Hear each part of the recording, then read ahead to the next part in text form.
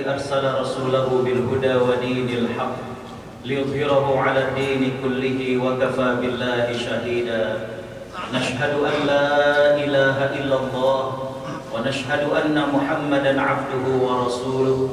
اللهم صل وسلم وبارك على نبينا محمد وعلى آله وصحبه ومن سار على نهجه واستنى بسنته إلى يوم الدين.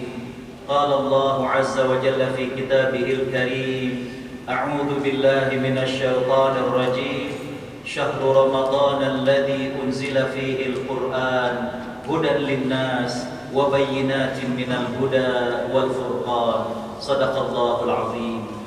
Hadirin hadirat shaimin shaimat jamaah Masjid At-Taswiq yang dimuliakan Allah, tentunya tiada kata yang pantas kita lantunkan di siang hari ini melainkan ucapan syukur. Alhamdulillah. Betapa sayangnya Allah kepada kita, betapa banyaknya nikmat dan karunia yang Allah limpahkan kepada kita. Beberapa bulan yang lalu kita sempat berdoa dan memohon kepada Allah Subhanahu wa taala agar dipertemukan dengan bulan suci Ramadan. Sekarang kita berada di bulan yang beberapa saat yang lalu kita minta kepada Allah Subhanahu wa taala. Karena itulah saya berpesan kepada diri saya pribadi dan kepada hadirin hadirat untuk memanfaatkan kesempatan berharga yang Allah Subhanahu wa taala berikan kepada kita. Imam Ibnu Jauzi, beliau pernah mengatakan dalam kitabnya At-Tafsirat, wallahi law qila li ahli al-qubur tamannau la tamannau an yakuna yawman fi Ramadan. Demi Allah, kalau penduduk kubur ditanya apa yang menjadi harapan dan keinginan mereka, niscaya mereka akan berkeinginan untuk bisa merasakan bulan Ramadan meskipun hanya satu hari. Mudah-mudahan Allah menerima amal ibadah kita beberapa hari yang lalu. Allah Subhanahu wa taala berikan kekuatan kepada kita untuk menggapai sebanyak-banyak pahala dan ampunan di sisa bulan Ramadan yang tersisa, dan mudah-mudahan Allah muliakan kita untuk meraih Lailatul Qadar. Amin ya rabbal alamin. Tak lupa salawat teriring salam kita aturkan kepada panutan kita Nabi Muhammad sallallahu alaihi wasallam. Sosok yang istimewa. Kalau dengan manusia biasa tumbuh rasa cinta karena pernah berjumpa, ada rasa rindu karena pernah bertemu. Tapi dengan Nabi sallallahu alaihi wasallam kita belum pernah berjumpa dengan beliau, belum pernah bertatap muka dengan beliau. Tapi Allah titipkan rasa cinta di hati kita, kerinduan yang begitu mendalam dalam sanubari kita. Kita berharap mudah-mudahan Allah muliakan kita untuk dapat berjumpa bahkan satu surga dengan Nabi sallallahu alaihi wasallam di akhirat kelak. Amin ya rabbal alamin. Hadirin hadirat shaimin shaimat jamaah Masjid At-Taswiq yang mengharapkan ridha Allah. Al-Qur'anul Karim tentunya memberikan kemuliaan kepada siapapun orang-orang yang akrab dengannya.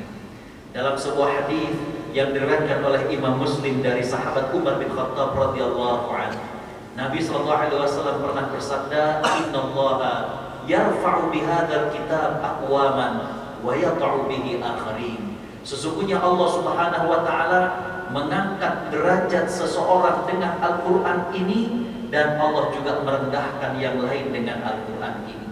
Dan kejadian di masa Umar bin Khattab menjadi khalifah, beliau pernah ke Damaskus.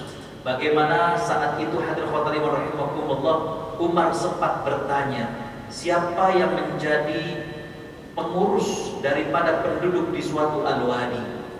Dijawab Ibnu Abza. Umar kemudian bertanya, bukankah dia dulu adalah seorang budak, seorang hamba?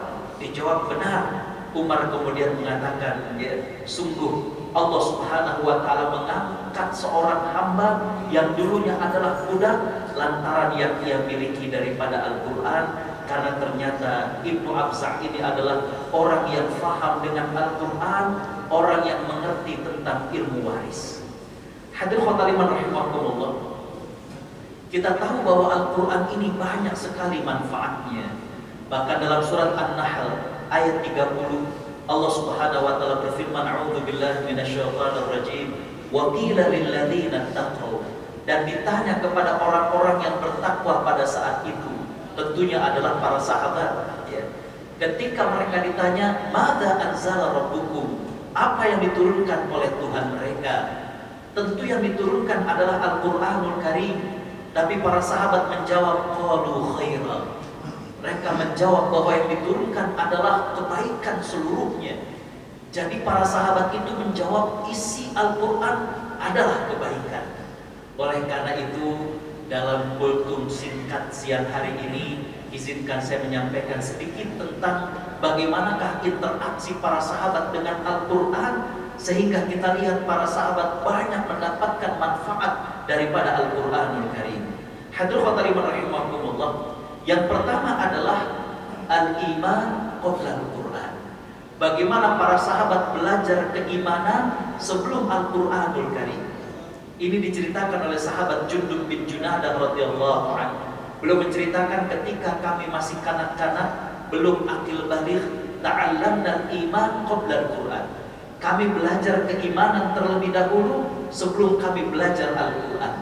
Fa idza ta'allamna, setelah kami belajar daripada keimanan, maka kemudian kami belajar Al-Quran, fazdadna bihi imana, maka bertambahlah keimanan kami. Apa yang dimaksud dengan belajar iman terlebih dahulu sebelum Al-Quran? Para sahabat diajarkan, difahamkan bahwa apa yang mereka baca, apa yang mereka hafalkan adalah firman-firman Allah Subhanahu wa Ta'ala.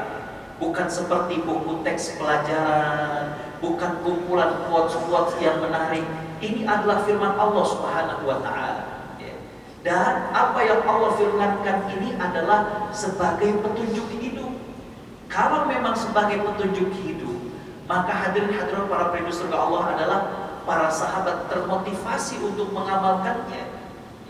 Sehingga ketika kemudian membaca, ketika kemudian menghafalkan, bukan hanya sekedar dihafal dalam memori, tapi bagaimana para sahabat faham betul bahwa Al-Quran ini menjadi guide, bagaimana kemudian membimbing daripada kehidupan mereka.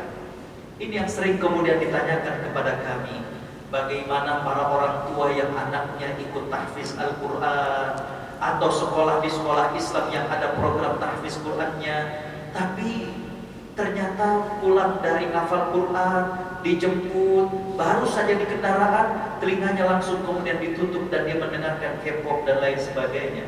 What's wrong? Ada apa di sini? Hadirin khotiriman rahimakumullah, mungkin belum tertanam dalam hati kita atau hati anak-anak kita bahwa yang mereka baca dan mereka hafalkan adalah firman Allah Subhanahu wa Ta'ala. Beda dengan teks-teks buku pelajaran yang lain, bukan quotes-quotes yang menarik yang kemudian mereka hafal, tapi ketika mereka membaca, ketika mereka menghafal, mereka merasakan bahwa ini adalah bentuk ibadah kepada Allah Subhanahu wa Ta'ala. Bagaimana nantinya akan menjadi pedoman hidup buat mereka. Saya hadirkan hadis tentang Ummu Aiman. Beliau adalah ibu susu Nabi SAW. Setelah Nabi SAW wafat, sahabat Abu Bakar dengan Umar datang ke rumah Ummu Aiman. Ummu Aiman menangis. Ditanya oleh sahabat Abu Bakar dengan Umar, mengapa engkau menangis? Kata Ummu Aiman, aku teringat tentang wafatnya Nabi SAW. Kedua sahabat ini menasehati bahwa kurang lebih kalau bahasa kitanya, kalau sudah meninggal ya meninggallah. Tapi Ummu Aiman kemudian menjawab bahwa yang aku sedihkan bukan perpisahan dengan Nabi SAW, tapi dengan wafatnya Nabi SAW terputus hubungan langit dengan bumi. Bagaimana para sahabat merasakan bahwa Al-Quran ini adalah bentuk bagaimana Allah Subhanahu wa Ta'ala berhubungan dengan hambanya.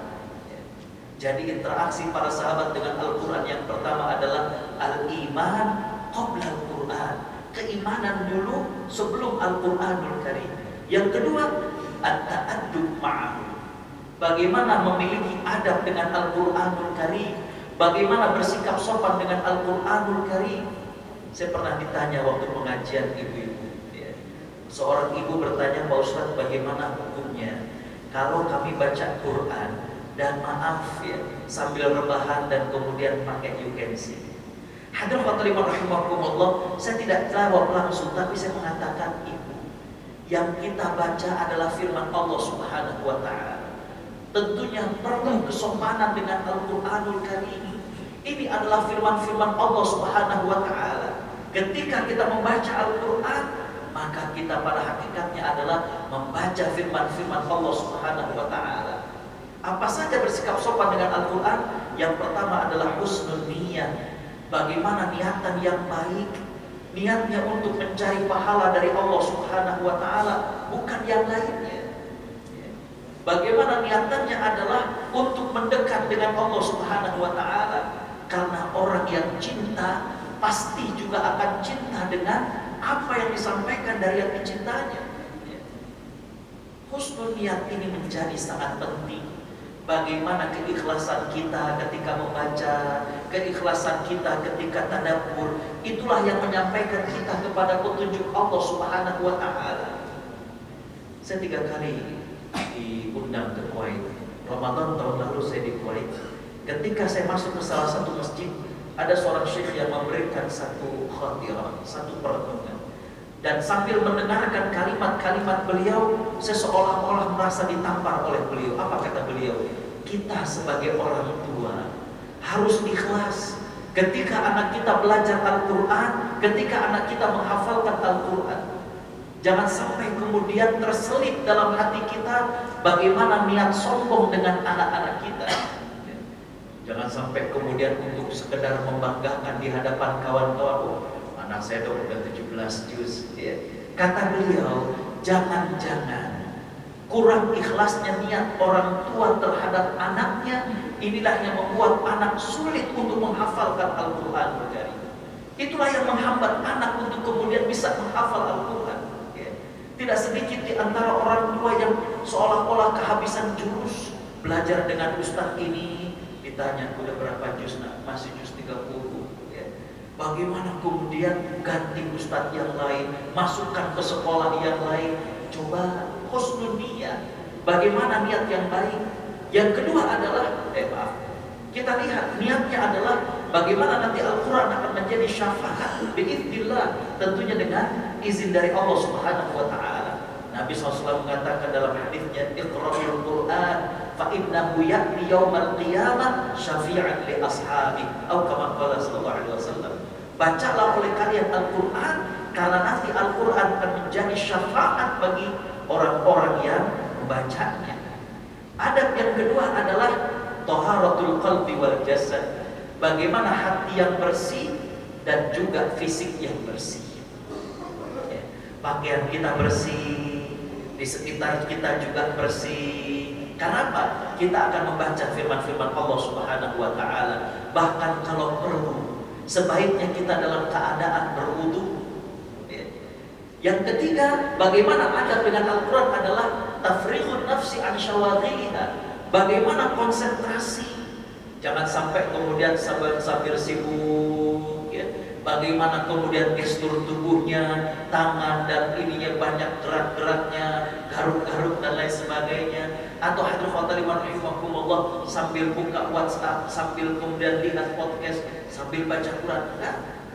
Allah mengatakan dalam surat 33 ayat 4, Allah tidak jadikan dalam satu hati ada dua hal. Artinya apa? Ketika kita juga sibuk dengan perkara lain, Al-Quran akan terkalahkan. Jadi yang kedua, interaksi para sahabat dengan Al-Quran adalah bagaimana memiliki adab, sopan santun dengan Al-Quran. Yang ketiga, asy'ur bi anna al-ayah muwajjah ilaih. Bagaimana para sahabat ketika membaca Al-Quranul Karim, mereka memiliki perasaan bahwa merekalah yang dituju oleh Al-Quranul Karim. Lihat bagaimana ketika Allah menurunkan firman-Nya dalam surat Al-Hujurat ayat yang pertama, A'udzubillahi minasyaitonir rajim, innal ladzina yunadunaka min wara'il hujurat aktsaruhum la yaqilun.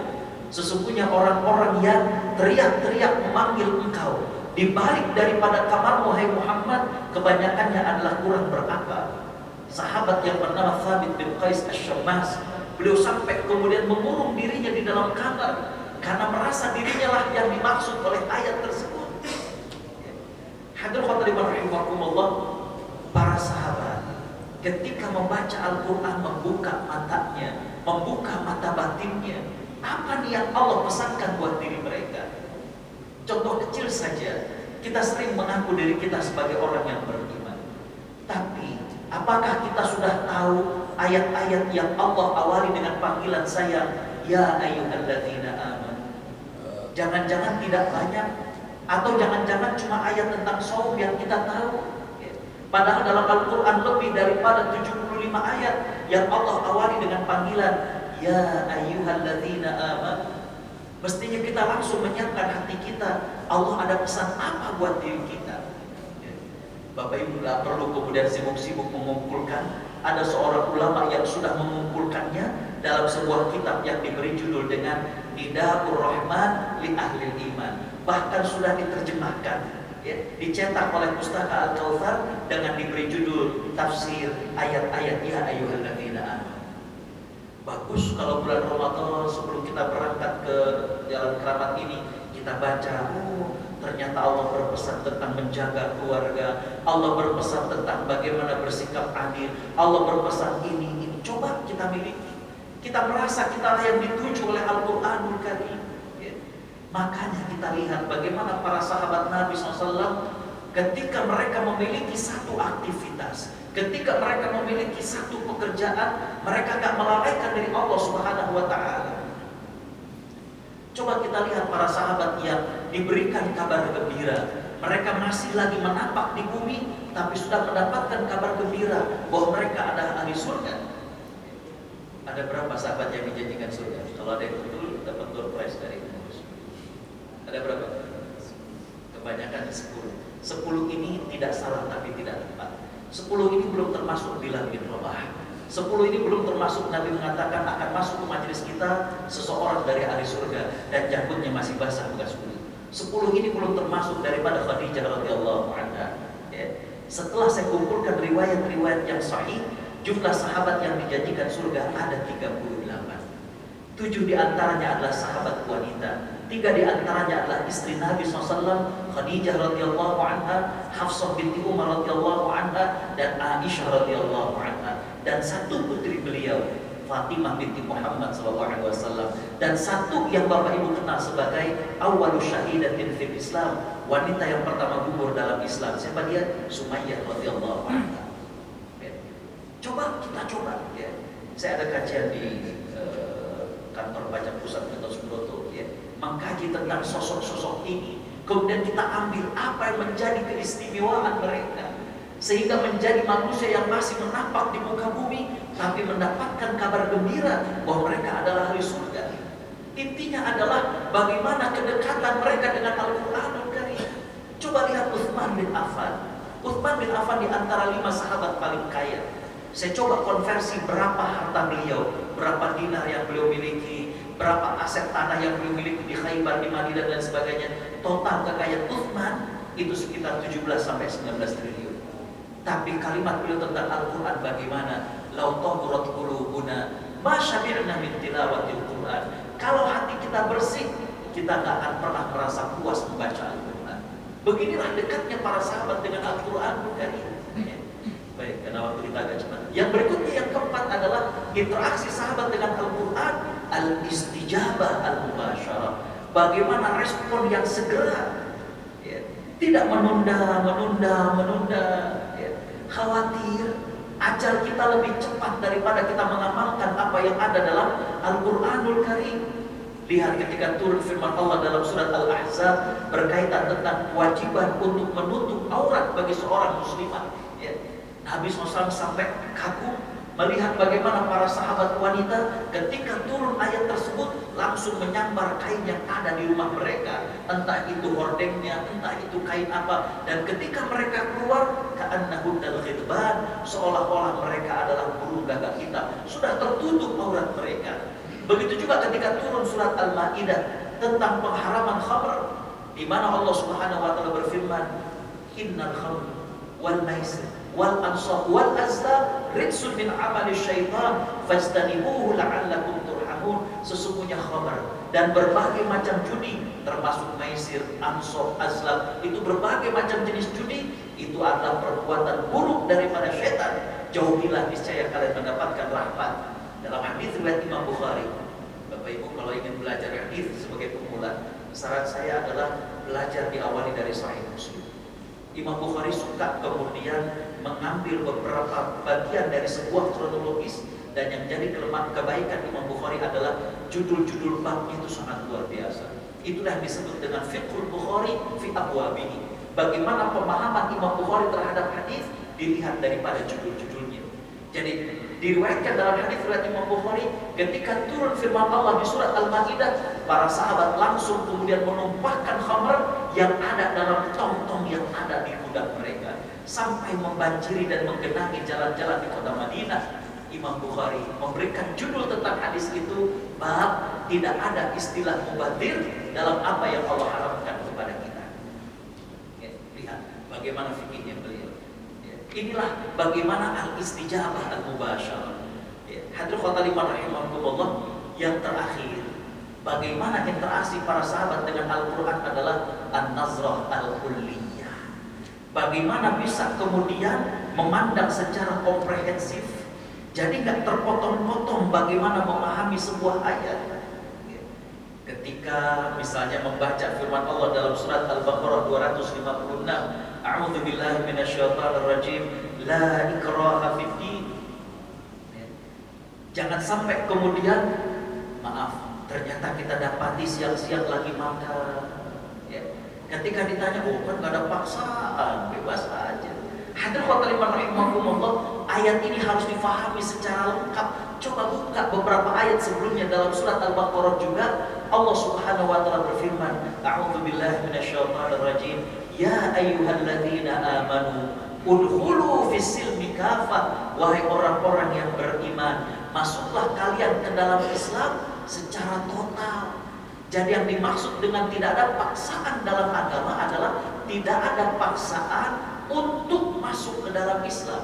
Kalau sudah berada dalam Islam, ayat yang berlaku adalah masuklah ke dalam Islam secara total. Beberapa hari yang lalu, pekan yang lalu, saya ada kajian zuhur di Plaza Indonesia, Hotel Grand Hyatt. Setelah kajian saya harus ke daerah Atrium di sini. Saat itu saya nggak diantar sopir. Hadirin khotaliman rahimahumullah, keluar dari Plaza Indonesia ada beberapa pilihan bagi saya. Saya bisa menggunakan Gojek, saya bisa menggunakan Gokar, saya bisa menggunakan bajai, saya bisa menggunakan taksi, bahkan saya bisa menggunakan Silverbird, ya, taksi yang premium. Tapi ketika saya sudah memilih salah satu alat transportasi, ya harus komitmen. Ya. Ini saya stopin taksi, nyampe di Atrium, saya bayar 15.000. Ketika supir taksi marah, saya bilang, loh mas, saya lihat tadi di aplikasi Gojek cuma 11.000, terus saya lebih 4.000, nggak bisa. Kemudian kita bilang nggak ada paksaan untuk bayar, nggak bisa begitu. Nggak ada paksaan itu sebelum kita memilih. Setelah kita memilih, maka konsekuensinya adalah bagaimana kita total kafah ketika kita masuk ke dalam Islam. Hadirin khotaliman rahimahumullah, slide yang terakhir adalah bagaimana interaksi para sahabat di bulan Ramadan. Ada 3. Yang pertama adalah tilawah yang intensif. Tilawah ini bukan cuma sekedar membaca. Wa idza tuliyat alaihim ayatuhu zadatuhum iman. Jadi baca yang kemudian kita khusyuk sehingga kemudian bisa menambah daripada keimanan kita. Yang kedua, mendengar. Kalau kita kemudian rasanya sambil di ruangan, kita boleh setel murattal, dan ini dilakukan Nabi SAW kepada sahabat Abdullah bin Mas'ud. Sempat sahabat Abdullah bin Mas'ud gak percaya diri, beliau mengatakan a'aqra'u fika unzil. Bagaimana mungkin aku membacakan padamu sedangkan Al-Quran diturunkan padamu? Kata Nabi, la uhibbu an asma'a minka. Gak apa-apa, aku suka mendengar darimu. Setelah dibacakan sampai kepada suatu ayat di mana ayat itu berbunyi, fa kaifa idza ji'na min kulli ummatin bisyahid wa ji'na bika ala haula'i syahida. Maka bagaimana kami akan jadikan para nabi sebagai saksi atas kaum-kaumnya, dan kami jadikan engkau hai Muhammad sebagai saksi atas seluruhnya. Saat itu sahabat Abdullah bin Mas'ud mendengar isak tangis. Ketika beliau menengok, beliau melihat Nabi SAW sedang menangis, dan Nabi mengatakan kafa, cukup. Yang berikutnya adalah dibaca dalam sholat. Bagaimana ketika kita sholat malam? Coba. Hadirin khotaliman rahimahumullah, itulah interaksi para sahabat dengan Al-Quranul Karim. Dan sebagai closing statement adalah bahwa Al-Quran yang ada pada kita adalah dia juga dengan Al-Quran yang ada pada sahabat. Cuma ketika Al-Quran turun kepada para sahabat, terjadi perubahan pada diri dan juga masyarakat. Apa yang membedakan Al-Quran kita dengan Al-Quran sahabat? Yang beda adalah interaksinya antara kita dengan Al-Quran dan interaksi sahabat dengan Al-Quran Karim. Mudah-mudahan Ramadan yang disebut dengan bulan Al-Quran menjadikan kita semakin akrab dengan Al-Quran dan menjadikan kita sebagai ahlul Quran. Amin amin ya rabbal alamin. Waktu juga yang memisahkan kita, marilah sama-sama kita tutup dengan baca tasbih kafaratul majlis. Subhanaka Allahumma wa bihamdika asyhadu an la ilaha illa anta astaghfiruka wa atubu ilaik. Wassalamu alaikum warahmatullahi wabarakatuh.